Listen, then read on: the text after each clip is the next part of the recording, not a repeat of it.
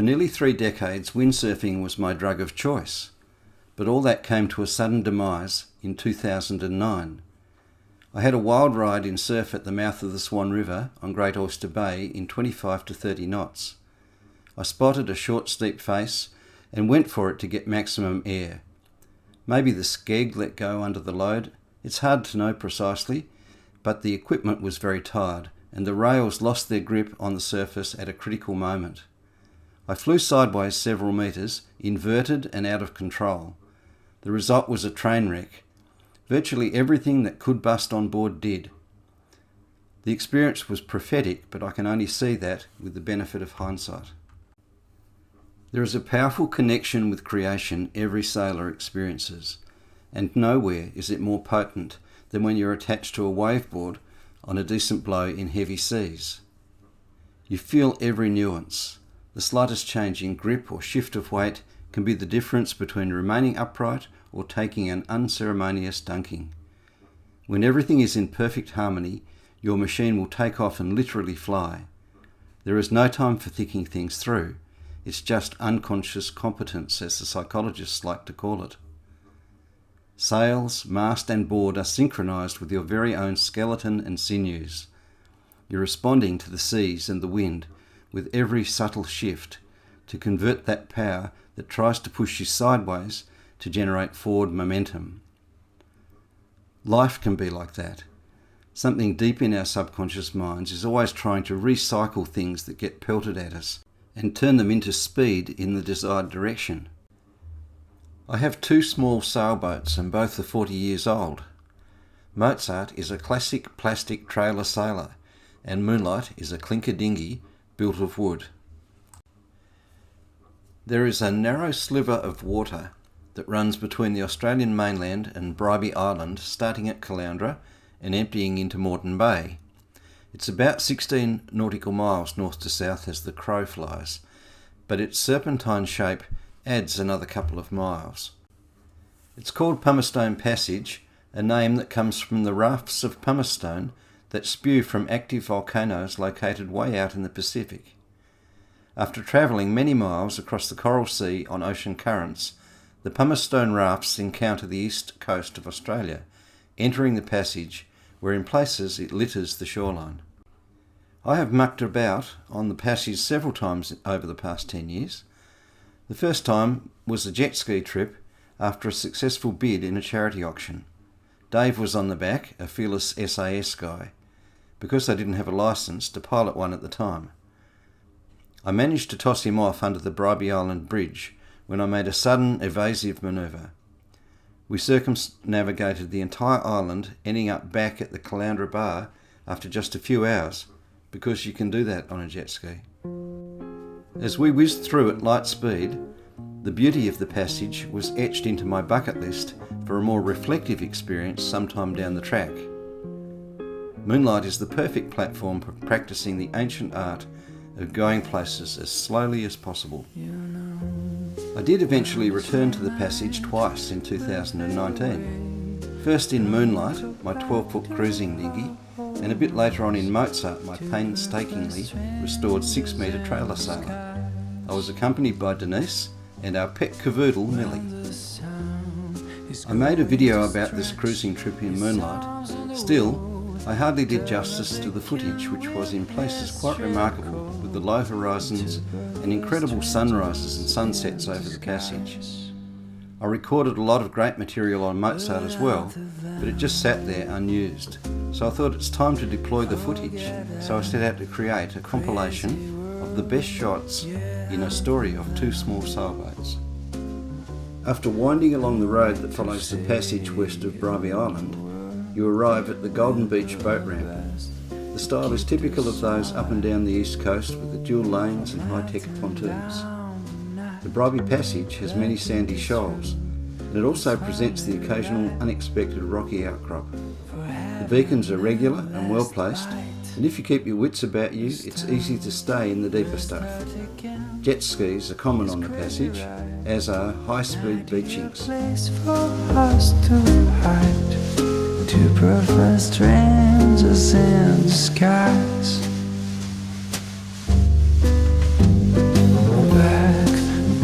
sharp grin of everyday life, wearing her almost cold as ice, two perfect strangers in disguise. But I'll sit down.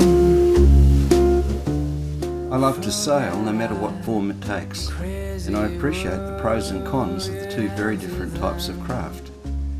Moonlight is a clinker-built cruising dinghy with enticing lines that evoke passion and emotion. This little boat sails very slowly, and at times things get wet. The characteristic sounds of wood meeting water, the creaking yards, and the smell of damp varnished timber invade your DNA. Moonlight is ice-wet and very photogenic, stirring up adventurous swallows and Amazon's imagery. Like Moonlight, Mozart is 40 years old. Some would call her classic plastic, a reference to her polyester resin construction. Despite her age, she's nimble and quick. Her swing keel is perfect for shoaling and narrow waterways. By comparison, her accommodation is quite comfortable, and she is a much better stage from which to enjoy the landscape in the company of my beautiful wife. The wind is an invisible force filling our sails. We feel its power through the sheets. It reverberates with potential. At times it is a furious gale, and sometimes it presents as the merest whisper. The invisible force speaks to us as if it were the voice of our Creator beckoning us to follow Him. Sometimes you have a rare experience sailing that sears deeply into your subconscious. A sail from Harvey Bay to Watumba Creek in Mozart was one of these.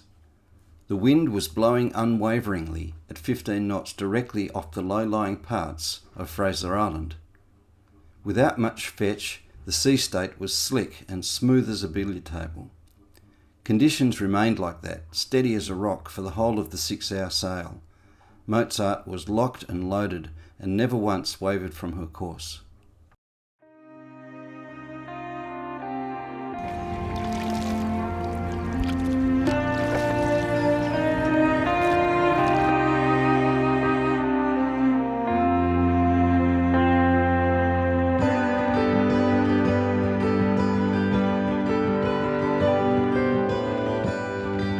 She sits in her room,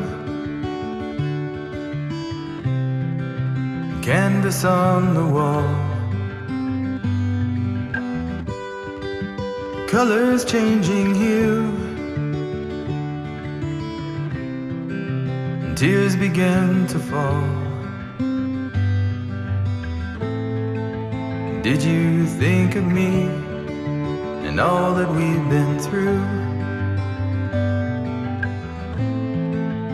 Did you think of me and how our love is true? The song was in her heart, my beloved one. You know I can't believe I've lost the best of me. Did you think of us in that distant time? Did you think of us, such a love sublime?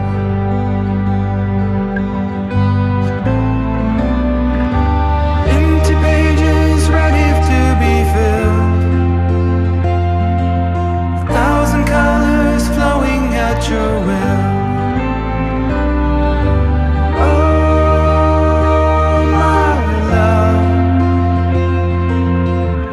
Time to paint our composition.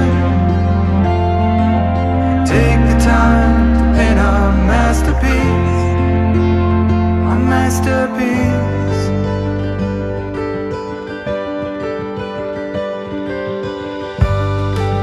She hangs on the wall, endless loving stare,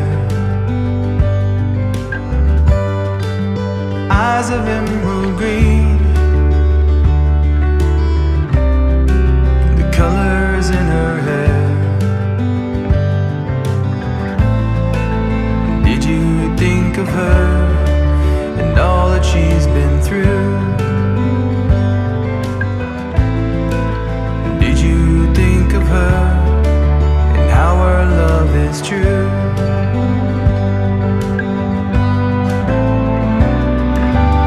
Empty pages waiting to be filled, 1,000 colors flowing at your will. Oh, my love, take the time to paint a composition. Take the time to paint a masterpiece, a masterpiece.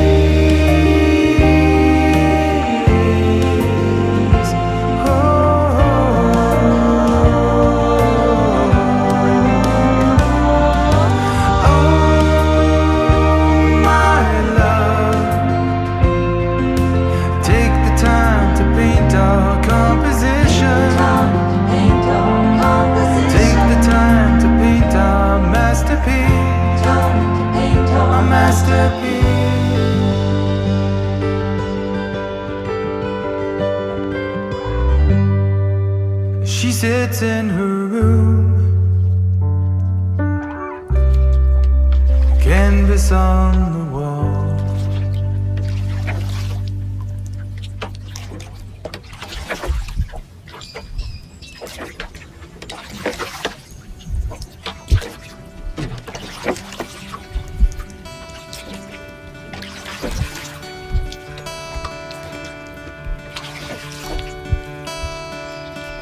Skimming stones across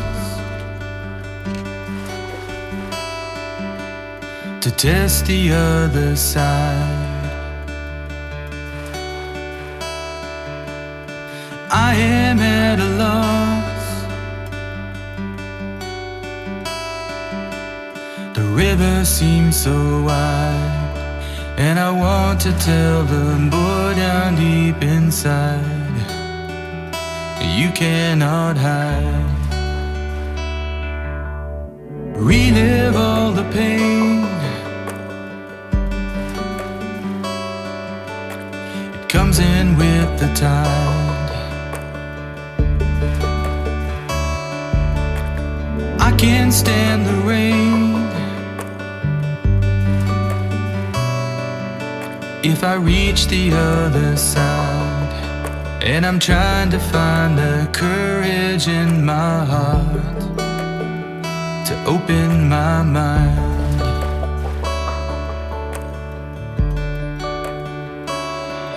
There's a river,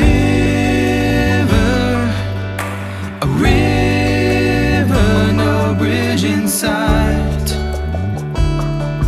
and I'm swimming with all my might. Sometimes you got to take a chance on life to see the light.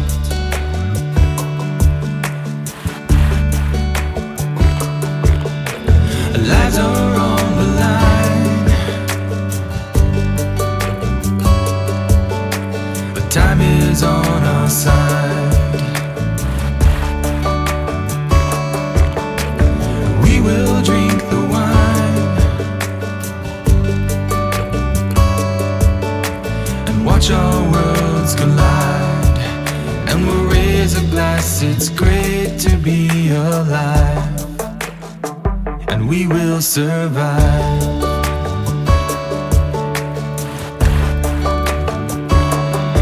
There's a river,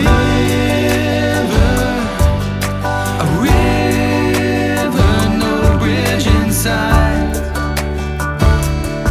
and I'm swimming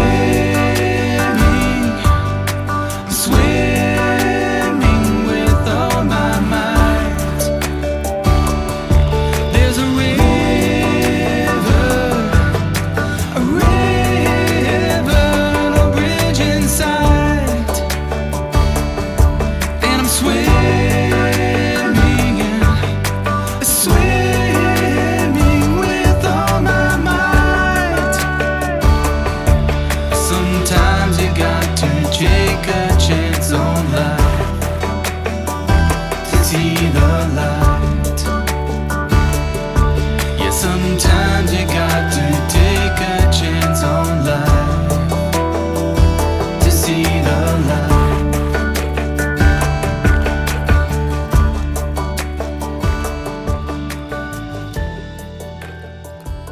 the decade following the sailboat crash that brought an era to an end, I had a heart attack followed by open heart surgery. I'd always wanted a trip in a helicopter, but I wasn't expecting a free one to the Brisbane cardiac unit. I'd neglected my health through lack of rest, poor eating habits and little proper exercise. In business I flew solo, so cracks appeared in the foundations right away. I overcompensated, made a bad decision to go big and rapidly grew a business to nearly $1 million a month. At that point the company imploded and the carnage that followed was similar to the sailboat crash 10 years ago. For a while I threw a self-pity party cuddled up to my cavoodle on the couch, but it was clear that I was in a tailspin. Then, when thinking about what I love to do most, I remembered Moonlight, hidden under the covers in the corner of our garage. I put on my weather-beaten Akubra with its cultured bush bash, loaded up Moonlight, and Denise drove me up to Inskip Point. I launched out on a 4-day cruising dinghy journey along the western shores of Fraser Island. I had decided that I could no longer burn myself out on futile, unwinnable battles, preferring to leverage the things that I do best. It turned out that many others enjoyed coming along with me on these adventures in Moonlight that I recorded on YouTube, and so I began my journey as a visual storyteller.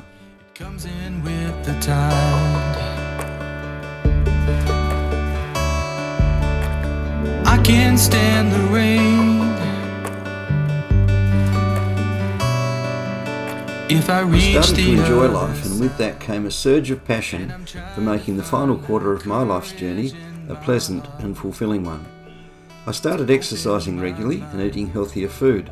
I looked into the diet of the world's longest living people and discovered plenty of scientific evidence on why the Japanese people lived for so long. It was all connected with their diet, which included a lot of seaweed.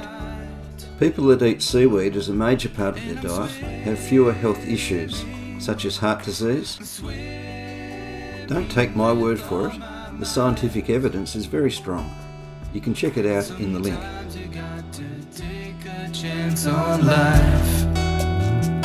To see the light.